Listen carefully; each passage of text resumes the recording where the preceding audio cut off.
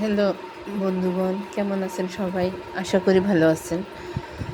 সময়ে মানুষকে অনেক কিছু শিখাই দেয়, তেমনি আমাকেও শিখাই দিছে।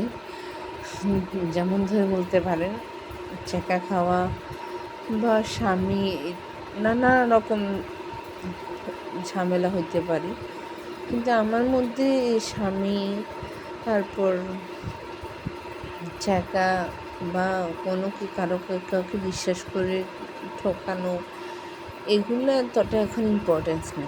কিন্তু সময় আমাকে সব থেকে গুরুত্বপূর্ণ যে জিনিসটা আমাকে শিখাইছে, সেটা হচ্ছে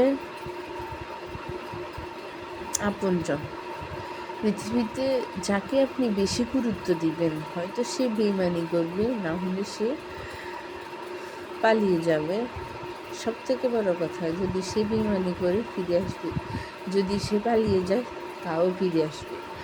কিন্তু যদি একবার কেউ হারাই যায়, যদি কেউ আল্লাহ নিয়ে যায়, সে তো আর কখনো আসবে না।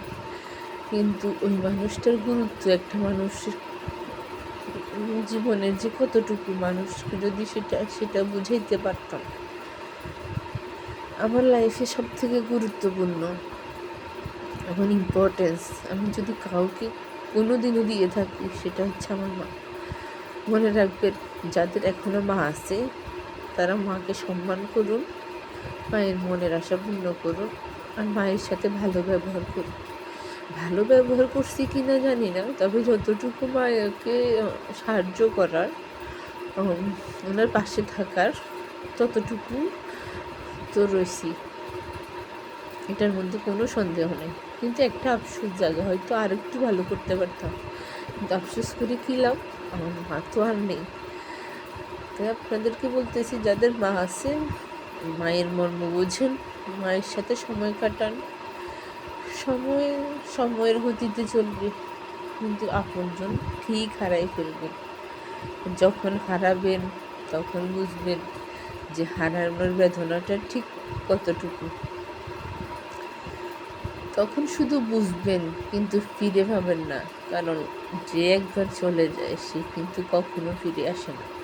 এই কথাটা মুখে বলা অনেক সহজ, কিন্তু এই কথাটার গুরুত্ব আর মহত্ব যার হারাইছে সে বুঝবে। এর আগে এটার মহত্ব কেউ বুঝবে না। সো সবাই ভালো থাকবেন, সুস্থ থাকবেন, আর আপনজনের কদর করতে শিখুন, আপনজনকে ভালোবাসতে শিখুন। ভালোবাসা দিলে কমে না। Bye bye.